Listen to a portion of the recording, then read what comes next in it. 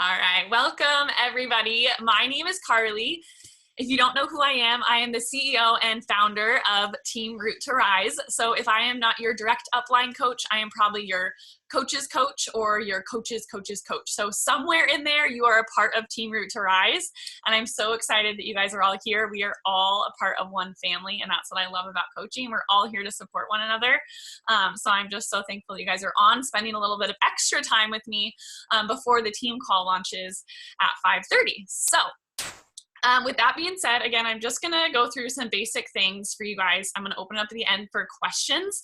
So again, if there's any questions that you guys have, there is no dumb question.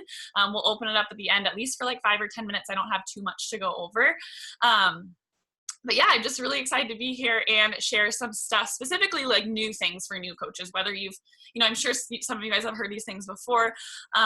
Some of you guys, maybe some of this is totally new to you. It doesn't matter. A really good reminder would be to take notes on this stuff, because smart people take notes. And then the other thing is I started exactly where you guys were. And like, guys, if I can do this, like you guys can 100% do this. When I started as a coach, I knew I could do this, not because I had like this special secret or special sauce or talent or whatever. I literally just talked to my upline and I was like, okay, like I can work just as hard as you're working.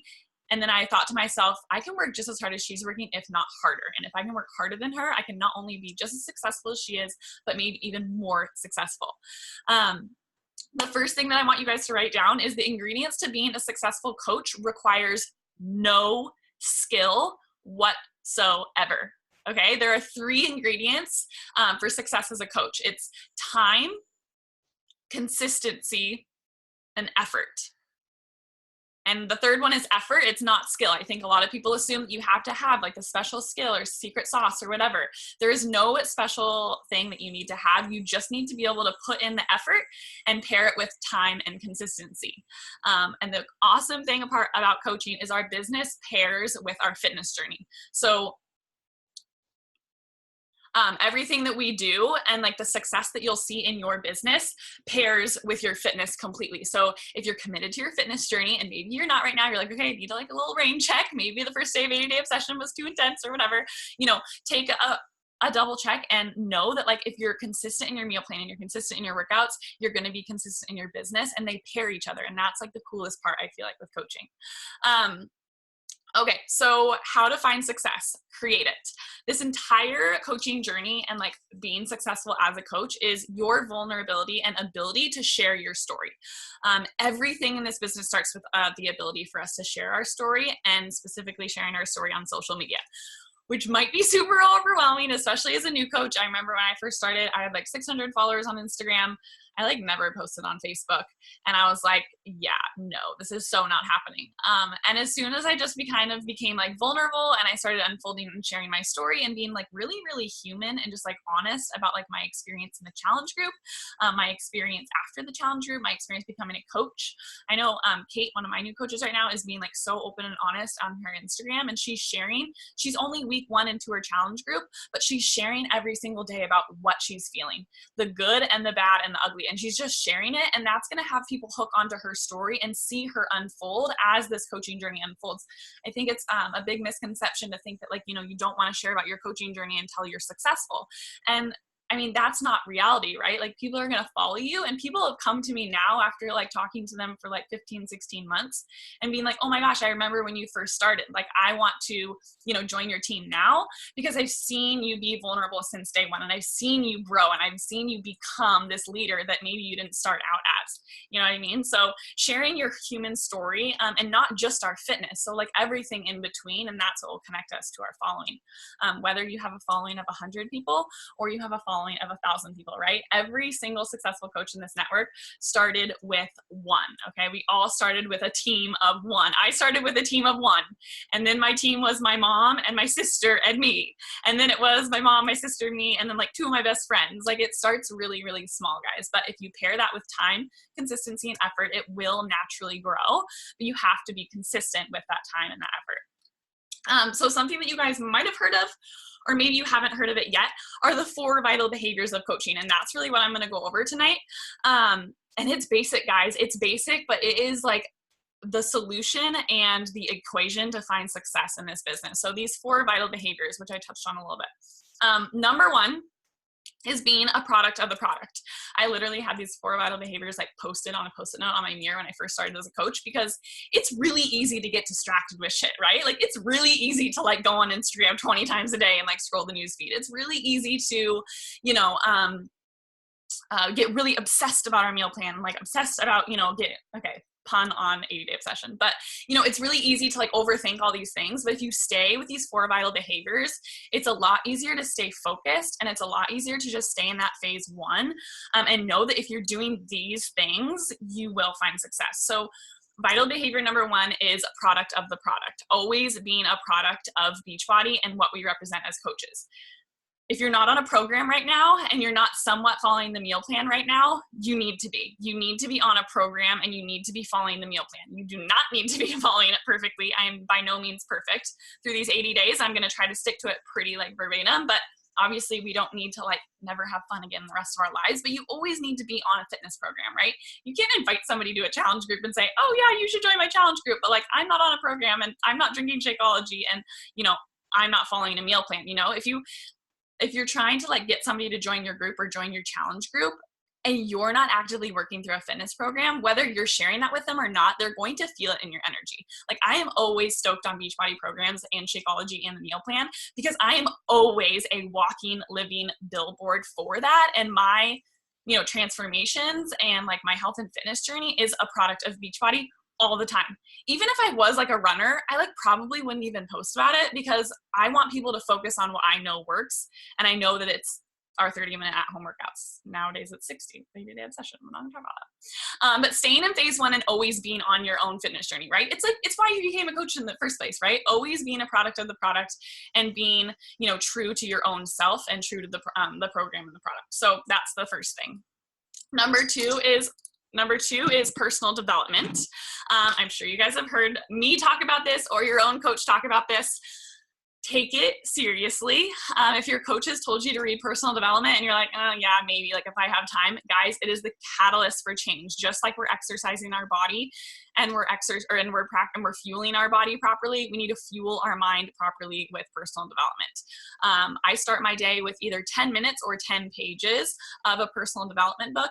And these are books that are specifically like business related books, right? Like these aren't like feel good, like I always talk about this, like there's a lot of yoga books out there and yoga books are awesome, but like we're here as coaches to like help other people and like maybe build a business. So you need to have books that are really like pouring that type of information into you at all times. And it's also really important to do because as you become vulnerable on social media and as you're talking to all these people, you know, you can have like a lot of different energy from people that you're talking to, and you can feel like you're always pouring out to people. And I kind of felt like that when I was a yoga teacher as well. I was always pouring out. I was always, you know, teaching classes and trying to share my love of health and fitness with other people. And if you don't stop, and it's the same with being the product of the product, do your workout, drink your Shakeology, and add value into your own personal development and into your brain, educate yourself, it's going to be really hard to like be efficiently and like effectively serving others if you're not first serving yourself, right? And notice how these 2 first vital behaviors of coaching, guys, it's all about you. Like I am like a better person today because of coaching, because coaching requires me to pour back into myself before I go out and invite anybody, before I go out and help anybody in a challenge group. It's always about you first.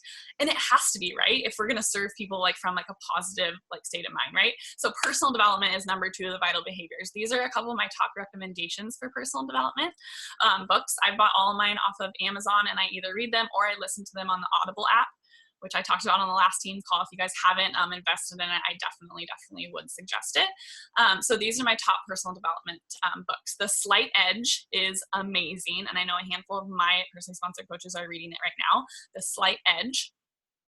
Is it Jeff Olson, I think is the author. The second one that I would recommend is The Compound Effect. That one is by The Compound Effect. The third one that I would recommend is GoPro by Eric War. It's specifically for network marketing and it is amazing. It's really short. You could probably listen to it in like 2 or 3 days, I think, or maybe read it in 2 or 3 days. I listened to it on audio. So GoPro is the third one.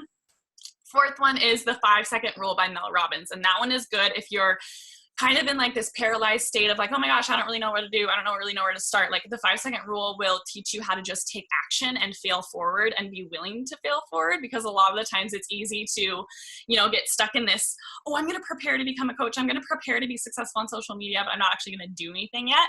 And the 5-second rule is awesome because it'll just make you do it right away. Okay. So the two first vital behaviors: 1, product of the product; 2, personal development. Again, it's about you first before you anything for anybody else. The third one is inviting. So inviting is the third vital behavior because that's why you become a coach, right? You join a challenge group to serve yourself. You become a coach to serve others. So inviting, what does an invite look like? An invite, I think that we overlook or we overthink this a lot of the times. An invite can be as simple as a thank you. For somebody liking your Instagram post. It can be you seeing a girl on Instagram that maybe isn't following you or you're not following her, but you reach out to her and say, hey girl, like I love this about your profile. Are you into health and fitness too? If there's a girl who looks like a coach and you're like, oh my gosh, she would be an awesome coach. You could literally be like, oh my gosh, I love your profile for this reason. Are you a coach too?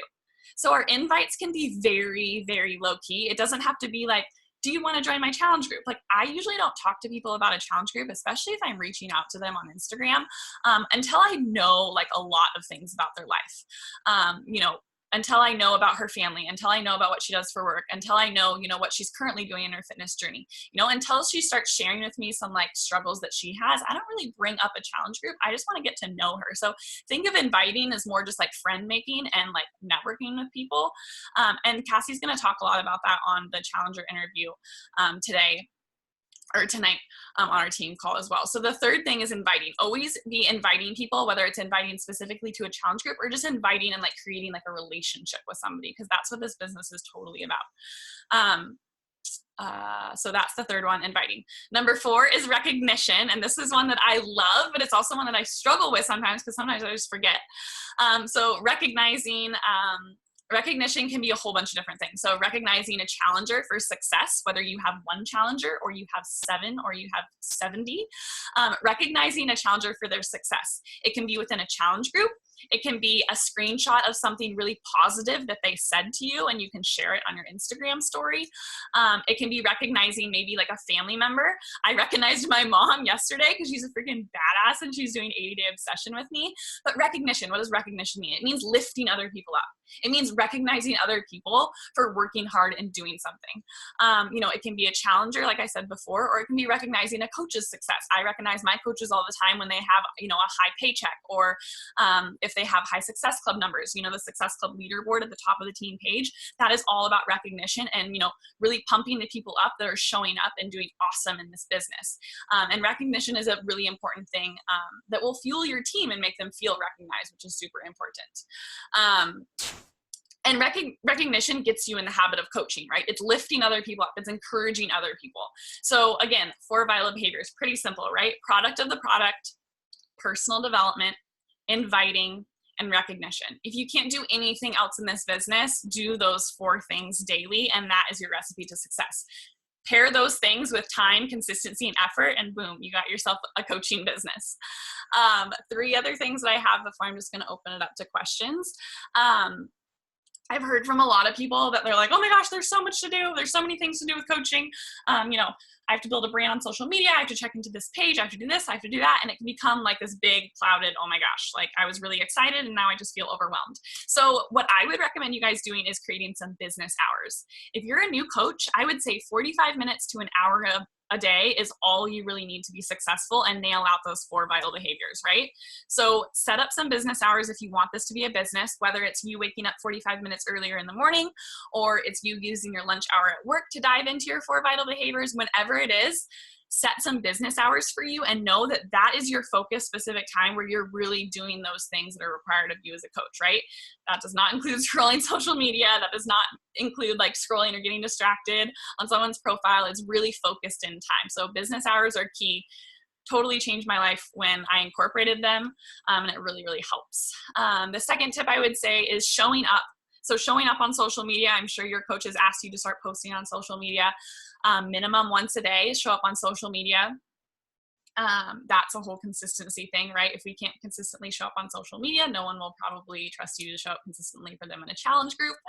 And then show up within the team page as well, and within your own coach's team page. Okay, your coaches pour things into their team page, and we pour things into Team Root to Rise for you guys. Like, this is where it's at. And you know, I feel like, you know, some people say, oh, I don't really know where to interact, or I don't know, you know, how to be a part of like the coaching team. Like, for me, it's like, the more I dove in and was supportive and a part of those accountability groups and a part of my coach's team page and sharing stuff, like if you have something that's really working for you guys, like go and share it in your coach's team page, or go and share it in Team Root to Rise. If you have a question, like share it. We're all here for each other. Don't forget that like we are a team and we're here to support each other. And the more you lean into this community, I swear it will pay you back tenfold. And then showing up last, obviously, is on team calls. Well, not last, should be a priority.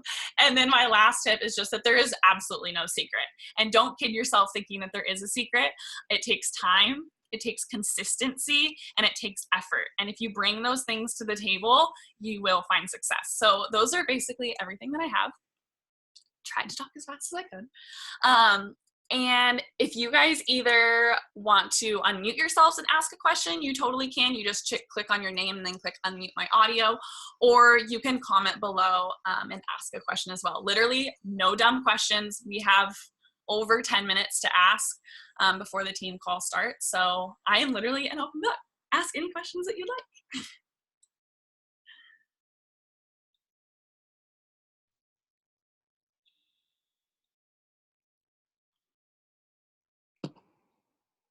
I have a question about posting on Instagram.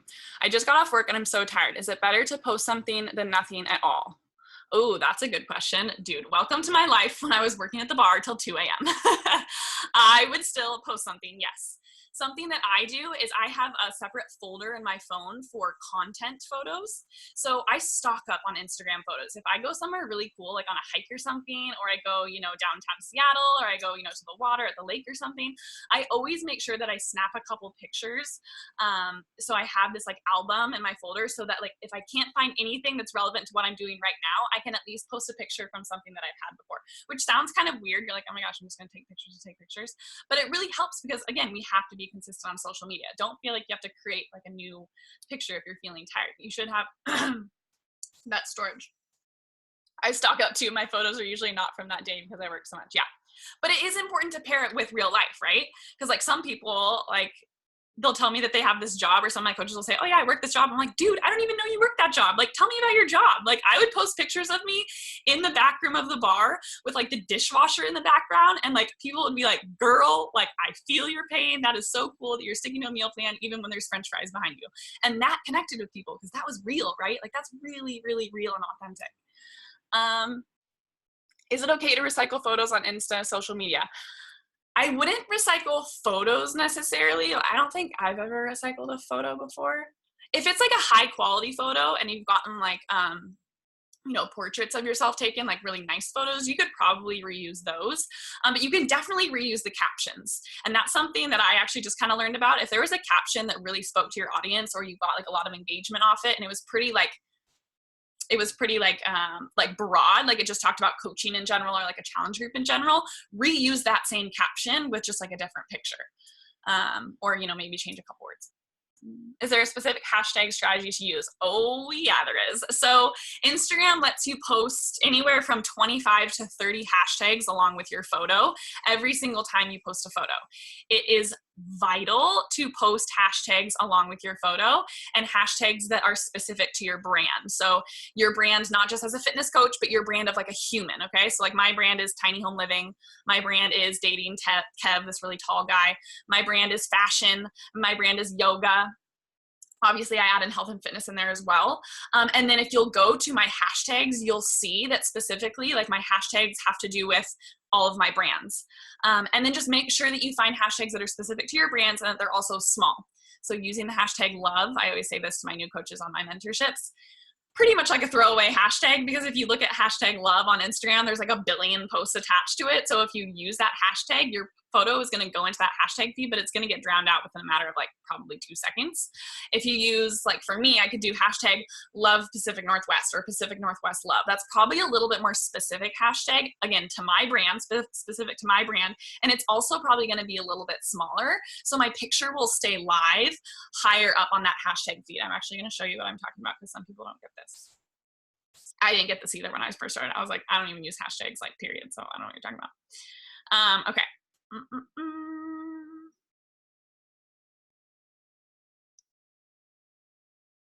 Oh, come on, Tiny Home Wi-Fi.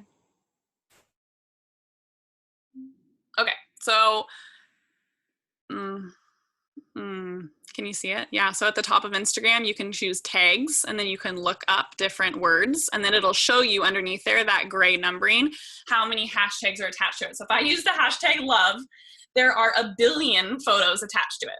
If you ever use the hashtag love, it's literally not going to do you any good. If you use love you guys, it's only 1 million photos attached to it, but even still, like, that's way too big. So try to find hashtags that are smaller, so your hashtag and your picture that you use that hashtag with will actually show up in the feed. Does that make sense?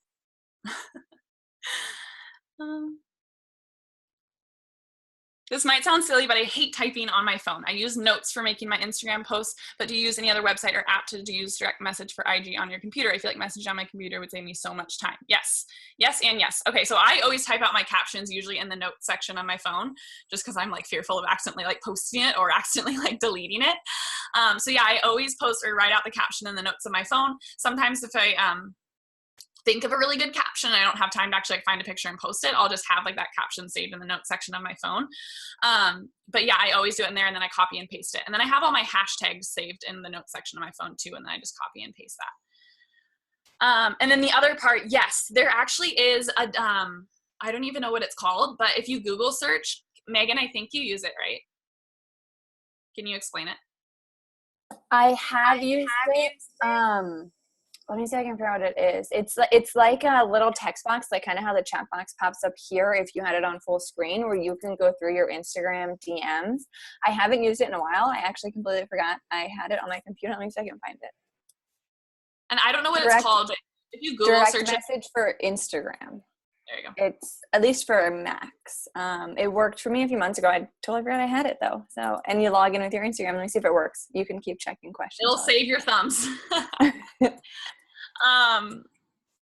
Do you ever pre-write posts? Oh, totally. Heck yeah. Especially like call to actions. Like if I'm, inviting you to a challenge group where I'm doing like a really in-depth post, or, maybe it's like really late at night. Like I would never post something after like 10 p.m. That's literally like a throwaway post. Like no one's gonna see that. But if I think of something that's cool that I want to share with the world that I'd like to post, then I would definitely like just write it in the notes section and then post it later. So yeah. Or sometimes if you guys all have the app Voxer, I'll record like an idea for like a post that I have or a caption that I have. I'll just record my voice on Voxer and I'll message myself on Voxer. It totally works. Oh, so hey, Cassie. I found it. Chrissy, I'm so glad you asked that because it totally saves your hands, and mine have been cramping so much lately. It's called Direct Message for Instagram. And now it's kind of blinking weird, but I've definitely used it in the past. So I'll let you know if it still works. Sweet. Anybody else have any questions?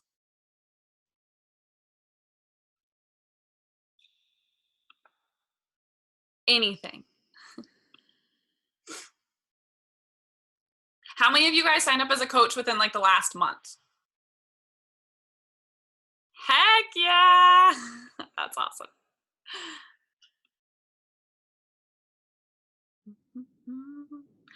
Okay, well, we're going to start the team call here in about 5 minutes. I'm going to mute myself. We're going to do recognition, and then we'll hop into, well, Cassie's going to drop some serious knowledge on you guys. This is where you're really going to want to take notes.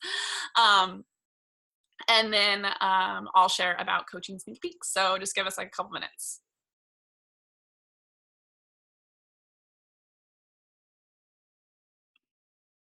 Jessica, you just asked a question, which is your weak leg? You'll have to specifically ask your upline coach. obviously I'm your coach, so I will message you that. And that's another really good reminder, you guys. If you haven't gone through the 14-day new coach prep course, the link is posted at the top of the Team Root to Rise page. That should be like number one on your list. That will give you everything from how you get paid to how you set up your coach online office, like that. And I'm sure your coach probably told you that in your welcome email or whatever. But that should be number one for you guys. It's 14 days. You can finish it all in one day, or you can finish it like, in 14 or 28 days. But that needs to be on the top of your list, that 14-day new coach prep course. And that is open to anybody. So like if you sponsor a coach onto your team, send them that link. Like anybody can use that. And it's all posted in that link or in that post at the top of the team page. I need to get water.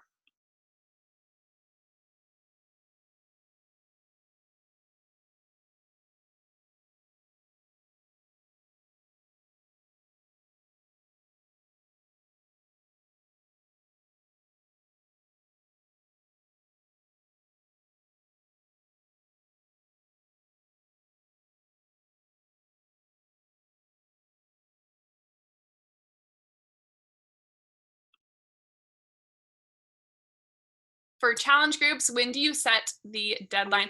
Is it Sasha? How do you pronounce your name? Can you unmute yourself? Does that work? Yeah. Okay, Saskia. Like Saskia. Oh my gosh, tomato that's sick. I sauce. remember seeing your, what? Like tomato sauce and then like the car company Kia, and then you just put it together. It's easy. Yes. Okay, awesome. I was like, that's so. Okay, for challenge groups, when do you set the deadline for invites? I always make sure that I'm not signing anybody up after like the start of prep week for my challenge group. And I make sure that I'm like inviting for my challenge group minimum like 2 weeks before prep week starts. So I'll be starting to invite for my challenge group that starts February 4th, like this week. And then the last week for them to sign up is February 4th, because that is the start of prep week.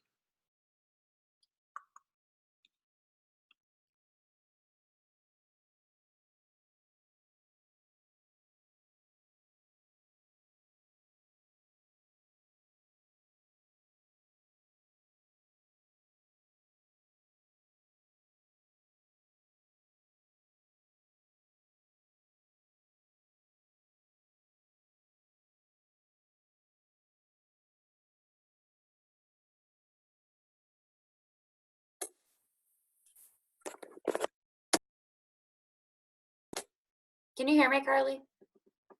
Okay, we'll get started in 1 more minute. And for my coaches who just got on, Carly was doing a new training for her new coaches, so you didn't miss